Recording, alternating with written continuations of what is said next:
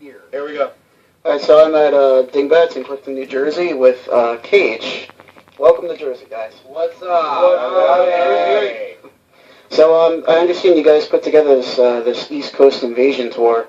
Do you have a label backing that, or is this completely self-financed? Yeah, it's called Heavy Metal Media. It's our label. So yeah, it's financed by the self-financed label. Yeah. The Atlantic Invasion Tour, we called it. I wanted to use the word Atlantic because I thought this sounded more metal than East Coast. Good enough. What are some of the places you've hit up so far? Delaware, Wilmington, Delaware, which we got robbed last night. So probably fans in Delaware, sorry, we probably won't be coming back. Started in Atlanta, then went to Virginia. Richmond, Virginia, played Jack's with Richie Scarlett. It was kind of cool. Springfield, right, exactly. Then to Richmond.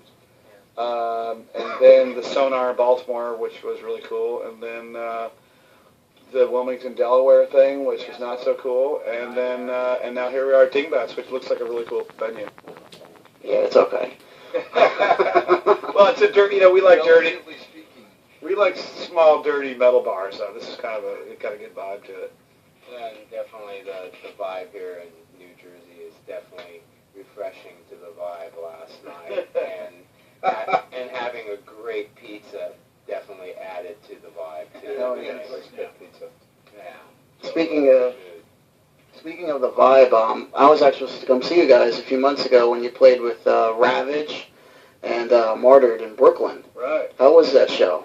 That was cool. We went on too late, though. That's why here we're not going to play last. We booked this tour where we said, okay, we're going to play second to last every time, because sometimes last, like everyone's gone and everyone's burnt out. So where this playing second, headlining was playing second to last tour, and Brooklyn was cool, and we're not playing in the city this time, but maybe next time when we support the new album, we'll get deep into the city.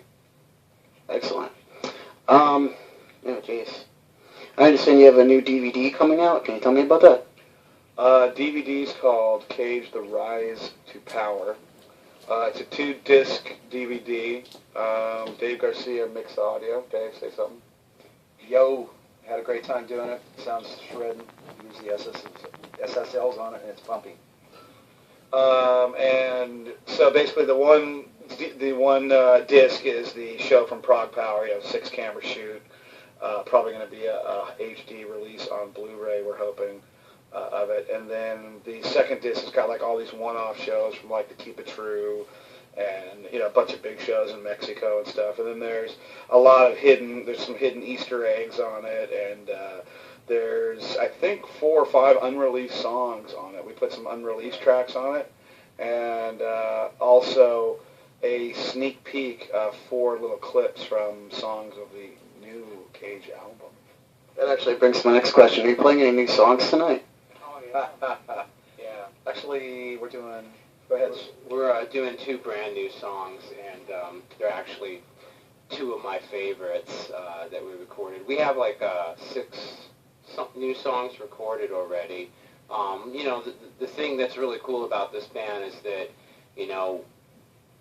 on the downtime, we never stop writing. And a lot of that's due, to Dave and Sean and newly added Steve Brogdon. If your recorder doesn't get stolen, it really helps. You remember a lot of your ideas. Last night they stole our Zoom. That's what's a real pisser, because these guys sat backstage. We got there real early, and we were there the whole day. And so these guys are on a writing roll, and the whole time we're getting fucking bugged to shit by these dudes. Hey man, you want some Percocets? Hey man, you want some blow? And we're like, no, thank you. Hey, can you just tell me where I could get a fucking coffee? That's all I need. And with that recorder being missing in Delaware, we ought to keep our eye out there.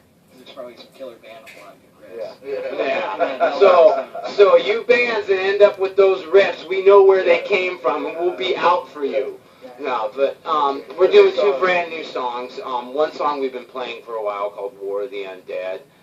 It's definitely a thrash metal ditty. Is there a more metal title than War of the Undead? I don't think there's. Well, Planet Crusher is pretty metal too. That is pretty metal. It's very metal. Well, then you're gonna like this one. And then there's another one that I totally feel that's classic Cage called The Metal Empire, and I definitely feel that that's going to be the song that metal radio is going to like. You'll hear it tonight. Once you hear it once, you'll be singing along. It's solid gold. Yeah. It's kind of an anthem song. We wrote, we said, finally we're going to write a song about metal itself, kind of like some other bands have done, and so that we came up with some stuff, paying homage to the old grandmasters of metal, but yet, saying it's time that a new metal empire is built. So we're going to play this. We have a third one that we might bust out to bed, see how the show goes, but might play a third new one too. I almost forgot about that. We do have a third one. We've only played it once on this tour, and that's a killer song too. I mean, I can't wait to finish the new record, because when we get home, the first thing that we have, like 2 more shows left for this year. We have one there's this local club called The Second Wind that we played my birthday show on, and we're playing with a band called Mower that's more of like a new metal type thing, and it's going to be a sold out show in our hometown. And then we have a show in December where we're playing with Halford downtown San Diego at 4th and B. We think. It looks pretty good, but and in the meantime, what we're going to do is we're going to finish writing this disc. And recording it. Yeah. So When do you expect the new disc to be out? We're thinking April. oh wow. Yeah. When do you think you look at I that? think that's a good idea. I That's mean, the we're plan. ordering new equipment for the studio, which is really important. It's going to make it sound a lot better. Let's face it, Science of Annihilation was great, but it was rushed toward the end because we had, time constraints and we had to get it out. Production-wise. But we're way ahead of the game on this. We've really pumped up a lot of the software, and we just got some really great Dave's the output. engineer. He's getting a lot better. And it only takes money, and shit looks great. So, it's going to sound a lot better, more professional, and yeah, I'm loving it. The drums already are just thunderous. It's awesome. Yeah, Norm's drums sound huge. So cool. How would you guys describe your live show? Because I've never seen you before, so I'm really, Some classify it as a power metal explosion.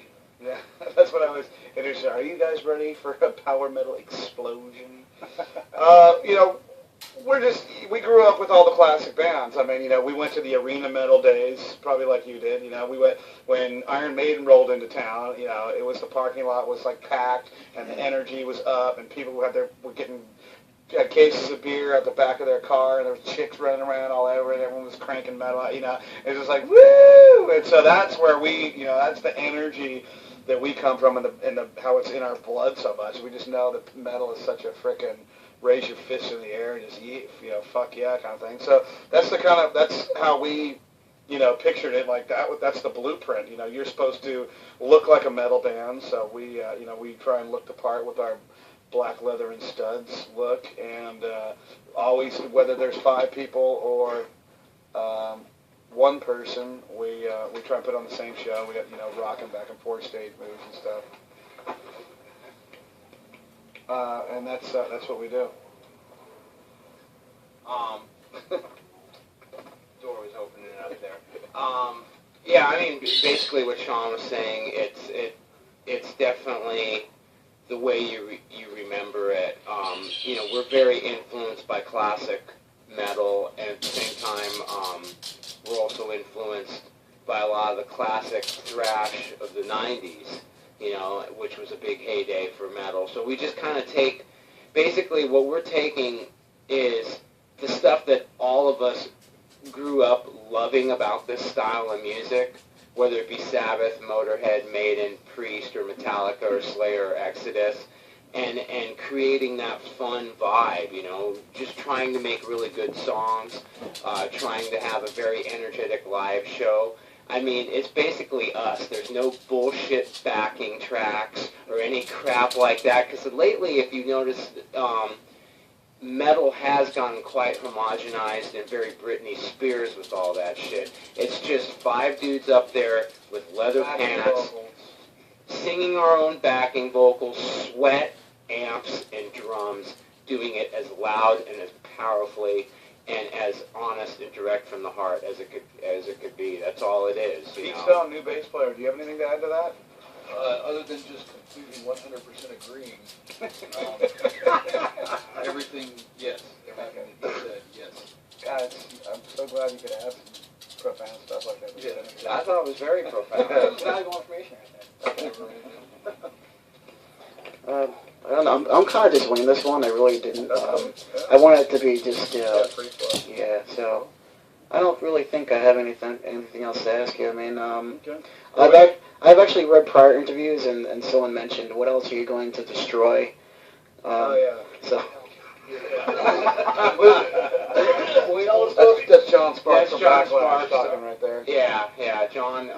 John's moving to Germany, so Europeans are going to be getting their own dosage of backlash pretty soon. As you notice, we have this RV, and for the people who are listening, John Sparks is a friend of ours, and he has this bitchin' RV that looks like a rolling castle with skulls and chains and bricks, and like we stick out like a fucking turd in a punch bowl.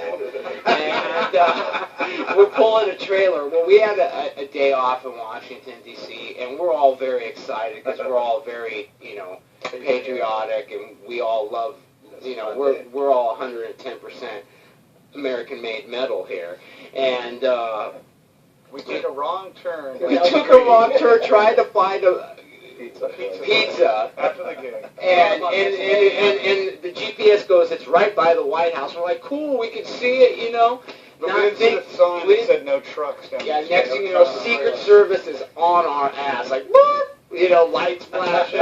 Luckily, they all seem to be young metalheads, and we're really intrigued by it. Oh, they were cool after I realized we're just a band. So it's been quite an adventure. We have two new members in the band we want to talk about. We've got Steve Brogdon playing guitar now. He was playing bass with us for a year and a half, and he replaced Mikey G, and now Anthony's left, so he went to guitar. Steve?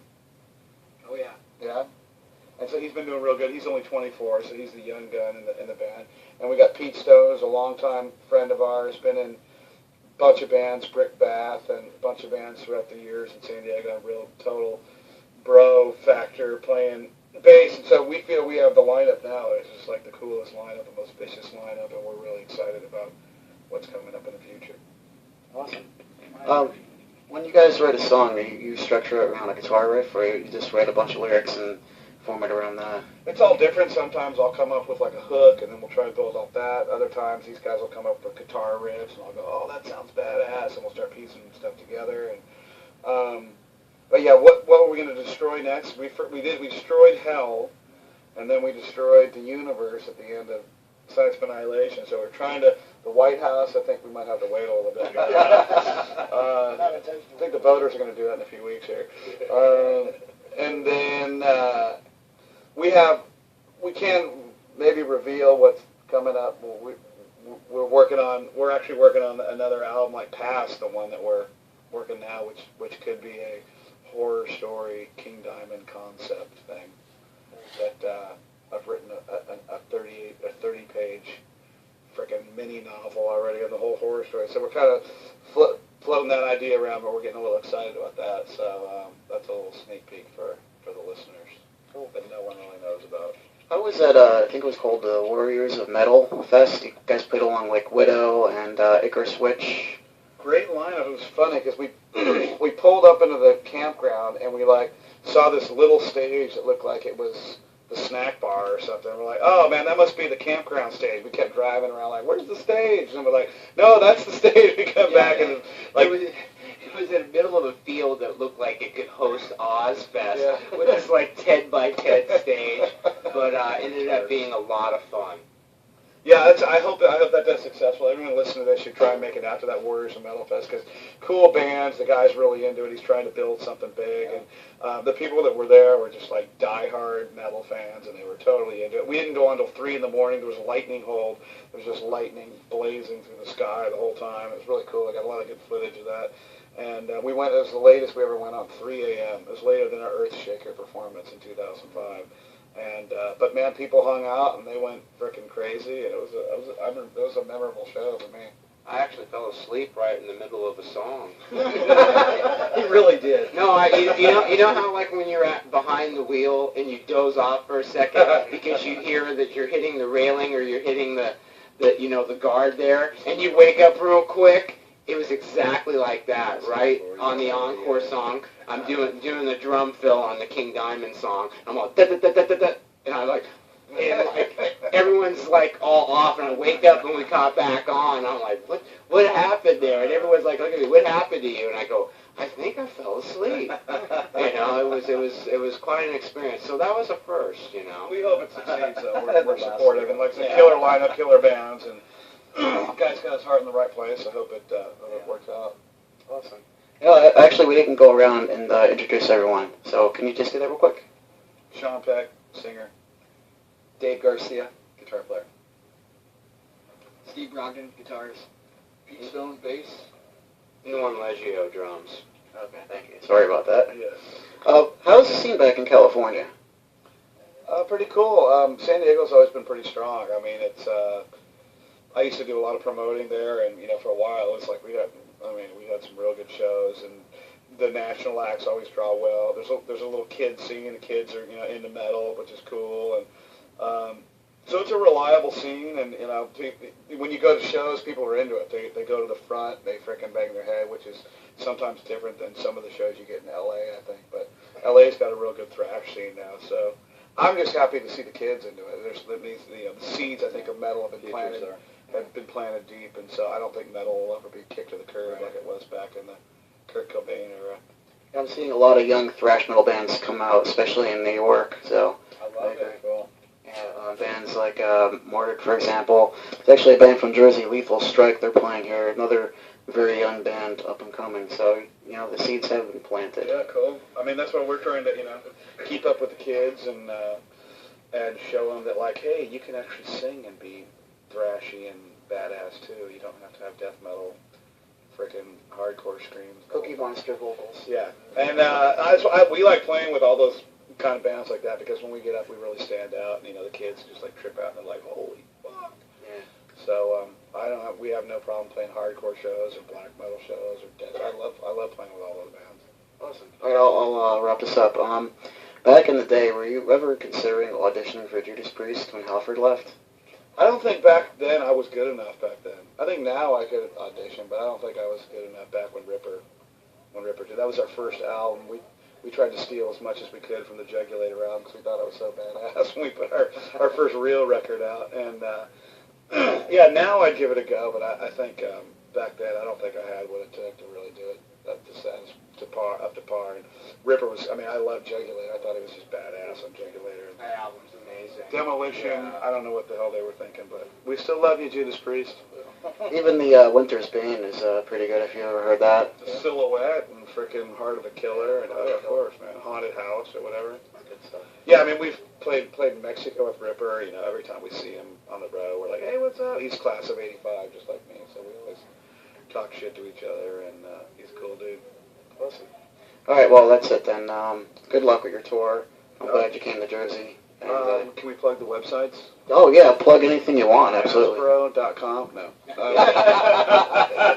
CageHeavyMetal.com, MySpace.com/CageHeavyMetal, Twitter.com/CageHeavyMetal, Facebook, it's the Cage official page, and on YouTube, it's the Cage official channel. And we love, and everyone that says hi to us, we always answer back personally, so we love to hear from people. Thanks for doing this, man. It's very nice of you. Cool. No, thank you. I appreciate it. Good luck tonight, guys. All right, we're going to kick some ass. All right. Yeah. Off the record.